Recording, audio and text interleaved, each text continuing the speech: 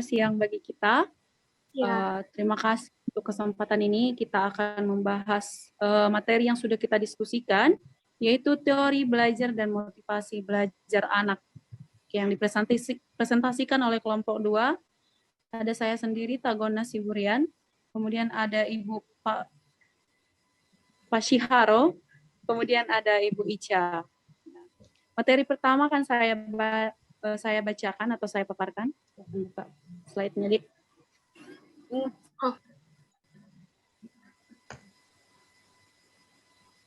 Baik. Teori belajar yang pertama yang akan kita bahas itu adalah teori belajar behaviorisme. Jadi kondisi dalam kelas yang membutuhkan motivasi dengan memperlakukan kebiasaan yang membuat anak berusaha mencapai tujuan belajarnya itu adalah usul dari teori behaviorisme. Nah, pengertian umumnya itu teori ini berdasar pada pemberian stimulus atau sesuatu yang merangsang minat atau kesukaan peserta didik. Stimulus sesungguhnya menjadi sebuah perangkat keras agar proses dan hasil belajar bisa dikembangkan sedemikian rupa, namun tetap berada dalam konteks tujuan pembelajarannya.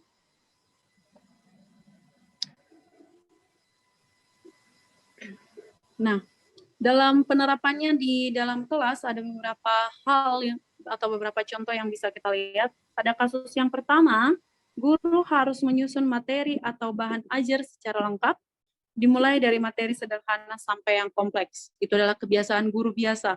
Nah, guru di sini juga menjadi seorang pembelajar dalam teori behavioristik, di mana dia akan biasa membuat materinya dulu.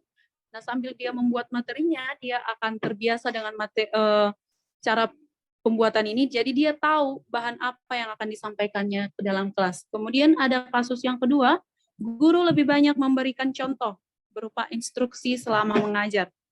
Jadi kalau guru itu terbiasa memberikan contoh di dalam kelas, siswa-siswa juga akan mengait-ngaitkannya dengan siswa juga akan terbiasa mengaitkannya dengan apa yang dialaminya. Kemudian yang pada kasus yang ketiga, saat guru melihat ada kesalahan, baik pada materi maupun pada siswa, maka guru akan segera memperbaikinya. Kalau ada kasus, ada dalam proses pembelajaran itu sesuatu yang salah, maka guru akan bertugas untuk memperbaikinya. Oke. Selanjutnya, pada kasus yang keempat, guru memberikan banyak drilling dan latihan agar terbentuk perilaku atau pembiasaan seperti yang diinginkan ini. Contohnya adalah kebiasaan guru memberikan tugas atau PR kepada siswanya. Jadi siswa terbiasa belajar melalui PR-PR yang diberikan. Kemudian kasus yang kelima, evaluasi berdasarkan perilaku yang terlihat. Kita sudah paham kalau ini biasanya guru itu menilai secara kognitif atau evaluasi yang dilakukannya itu adalah melalui perilaku yang terlihat saja. Siapa siswanya yang aktif, yang sering bertanya, yang sering menjawab pertanyaan di dalam kelas, atau yang sering nilainya tinggi, itu yang akan terbiasa untuk belajar. Jadi siswa ini mereka termotivasi karena sudah biasa mendapatkan pengakuan dari gurunya. Begitu. Kemudian kasus yang keenam, guru dituntut memiliki kemampuan memberikan penguatan atau reinforcement baik dari sisi positif maupun negatif. Jadi dalam tipe teori behavioristik ini di akhir pembelajaran guru harusnya memberikan penguatan tentang materi yang sudah atau proses pembelajaran yang sudah dilakukan. Selanjutnya kita masuk ke teori belajar sosial kognitif. Jadi dalam teori belajar sosial kognitif ini adalah pencetusnya Albert Bandura. Dia mengatakan kalau lingkungan akan mempengaruhi kognitif seorang individu. Jadi teori ini berdasar pada bagaimana seseorang menyikapi atau berperilaku sesuai dengan lingkungan sosial yang dilihatnya atau dialaminya. Penerapan teori sosial kognitif di kelas, ketika di ruangan kelas, guru perlu memberikan kesempatan kepada peserta didik untuk menunjukkan dirinya melalui unjuk kinerja, memberikan pertanyaan, menjawab pertanyaan, mengemukakan pendapat mereka sendiri, dan lain-lain, sehingga mereka belajar untuk mengeksplorasi diri mereka sendiri dan menumbuhkan minat dalam belajarnya. Oke, penerapan teori belajar sosial kognitif di kelas. Pada kasus yang pertama, misalnya guru meminta siswa untuk merefleksikan pengalaman mereka melalui pembuatan jurnal atau laporan harian tentang kegiatan apa saja yang mereka lakukan. Jadi selama 1 hari itu proses belajar apa yang sudah mereka dapatkan atau dalam belajar mereka di sekolah, guru meminta nanti tuliskan apa yang sudah kamu ketahui dan belum kamu ketahui setelah pembelajaran kita ini. Itu adalah kasus yang pertama dari belajar sosial kognitif. Kemudian kasus yang kedua, mendorong diskusi berdasarkan apa yang diajarkan dengan meminta siswa untuk menjelaskan materi pembelajaran di depan kelas dan ajak siswa lainnya untuk mengajukan pertanyaan. Nah, kasus kedua ini juga akan membantu literasi siswa. Dia akan diminta untuk menunjukkan keterampilannya berbicara. Jadi dia akan belajar berbicara di depan kawan-kawannya dulu, dari lingkungan sekitarnya dulu, di ruangan kelas. Oke. Kasus yang ketiga, mungkin bisa kita lihat, ini guru membantu siswa menemukan solusi baru untuk suatu masalah dan mengembangkan cara berpikir kritisnya. Kasus yang keempat, meminta siswa untuk memberikan penjelasan tentang ide atau pendapat yang mereka miliki. Jadi ini guru selalu meminta pendapat, misalnya guru memberikan satu materi, jadi misalnya ini kita masuk ke virus, apa yang kamu ketahui tentang virus, apa ide yang bisa kamu berikan tentang virus, itu adalah salah satu contoh dari penerapan belajar sosial kognitif ini. Nah, kasus yang kelima, membantu siswa dalam mengeksplorasi dan memahami bagaimana ide-ide bisa terhubung. Kasus yang keenam, meningkatkan pemahaman dan ingatan siswa melalui penggunaan visualisasi dan permainan dalam penyampaian materi. Demikian untuk kasus teori belajar sosial kognitif. Sekarang kita masuk ke teori belajar konstruktivisme. Jadi sebenarnya teori belajar konstruktivisme ini adalah gabungan dari teori belajar behavioristik sama sosial kognitif. Jadi teori ini berdasar pada perilaku yang tercipta akan dibangun sendiri oleh seseorang melalui pengalaman yang sudah dilaluinya atau diterimanya. Nah, beberapa model pembelajaran yang mungkin bisa diterapkan untuk teori belajar konstruktivisme, yang pertama itu adalah pembelajaran inquiry, atau siswa diminta untuk menemukan sendiri pelajaran yang setelah diberikan persepsi, siswa disuruh untuk menemukan sendiri jawaban atas pertanyaan-pertanyaan yang diberikan. Kemudian ada pembelajaran berbasis proyek, dan yang ketiga itu ada pembelajaran berbasis masalah. Selanjutnya, model-model pembelajaran berdasarkan prinsip konstruktivisme, itu saya akan dipaparkan oleh Ibu Fasiha. Saya kembalikan. Ya, terima kasih atas kesempatannya pada moderator. Di sini saya akan memaparkan mengenai model-model pembelajaran berdasarkan prinsip konstruktivisme. Nah, seperti penjelasan sebelumnya, yang kita tahu bahwa konsep dari konstruktivisme itu sendiri yaitu mendorong peserta didik untuk bisa mengkonstruksikan pengetahuannya melalui pengamatan dan pengalaman. Maka dengan konsep yang seperti itu, memiliki model pembelajaran seperti model pembelajaran inquiry, problem based learning atau PBL, dan satu lagi itu project based learning, di mana di inquiry sendiri itu menggunakan rangkaian kegiatan pembelajaran yang menekankan proses berpikir secara kritis serta analitis kepada peserta didik agar mereka mencari dan mengamati secara mandiri sehingga mereka bisa menemukan penyelesaian dari masalah yang mereka temukan.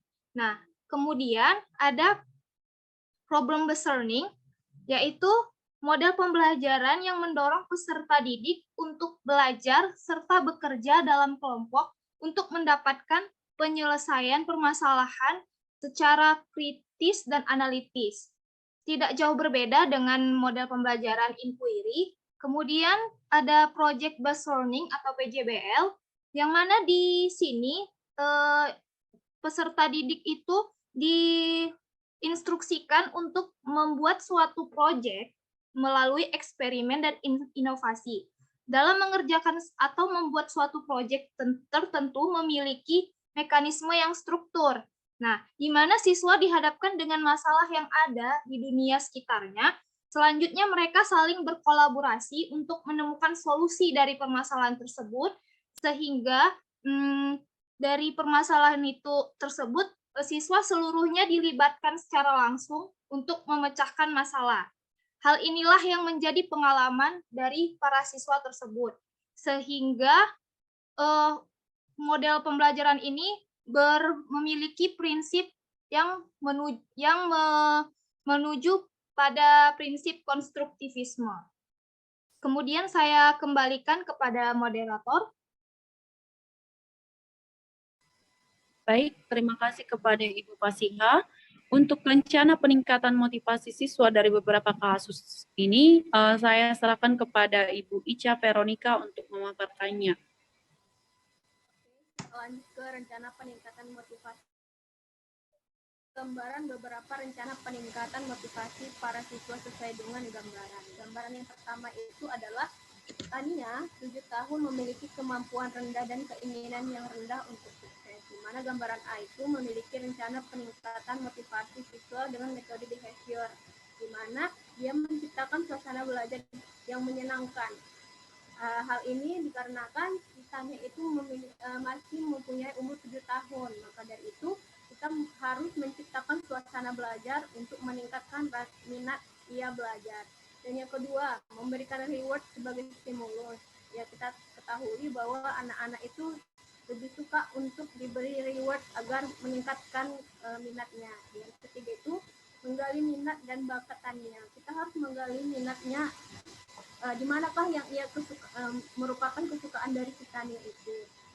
Dan yang kedua itu adalah gambaran D, yaitu Samuel 10 tahun yang bekerja keras untuk menjaga harga dirinya pada tingkat tinggi, tetapi memiliki rasa takut akan gagal yang kuat, di mana sifat dari Samuel ini merupakan orangnya perfeksionis, di mana metode yang baik itu yaitu konstruktivisme. Adapun rencana peningkatan motivasi siswa yaitu yang pertama itu adalah melakukan refleksi diri, di mana si Samuel itu harus melakukan refleksi diri apa kekurangan dari sifat yang kurang dan apa kekurangan sifatnya yang harus diperbaiki. Yang kedua itu adalah memberikan pembelajaran berbasis proyek, di mana sifatnya itu adalah perfeksionis, berarti dia memiliki potensi yang tinggi. Dari potensi yang tinggi itu kita harus memberikan pembelajaran yang bersifat proyek, di mana ide-ide yang ia punya itu harus memiliki sifat yang nyata untuk bisa dikembangkan lagi. Kemudian lanjut ke gambaran C, yaitu Sandra 13 tahun yang tenang di kelas dan meremehkan keterampilan mereka. Di sini dapat digambarkan bahwa si Sandra ini adalah memiliki sikap yang sedikit sombong dengan teman-temannya, di mana kita harus mempunyai rencana peningkatan motivasi siswa itu berupa membentuk kelompok diskusi secara heterogen, di mana si Sandra ini akan berbaur dengan siswa-siswa yang memiliki sifat yang berbeda.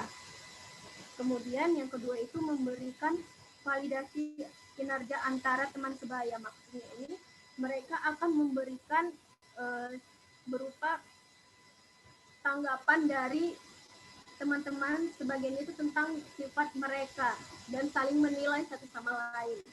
Kemudian gambaran D yaitu Robert usianya 16 tahun yang menunjukkan sedikit minat di sekolah dan saat ini tinggal bersama dengan ibunya. Adapun rencana peningkatan motivasi siswa yaitu 1. Menerapkan model pembelajaran yang melibatkan Robert secara aktif. Oke, karena pada kasus ini Robert itu memiliki sedikit minat, maka dia itu harus dilibatkan dengan model pembelajaran yang membuat ia aktif seperti itu agar menumbuhkan bakatnya. Dan yang kedua itu menerapkan model dan metode pembelajaran yang bervariasi. Hal ini dilakukan untuk membuat si Robert itu tidak mengalami kebosanan. tidak mengalami kebosanan dan tumbuh rasa semangatnya. Dan yang ketiga itu adalah membuat kompetisi yang positif, di mana dia itu harus melakukan seperti kompetisi, di mana dia akan berpacu untuk melakukan hal yang lebih dari sebelumnya. Seperti itu. Saya kembalikan lagi ke moderator. Baik, terima kasih kepada Ibu Ica. Jadi demikian hasil diskusi yang sudah bisa kami presentasikan. Mungkin saran dan pertanyaan akan kami tampung di forum diskusi. Sekian dan terima kasih.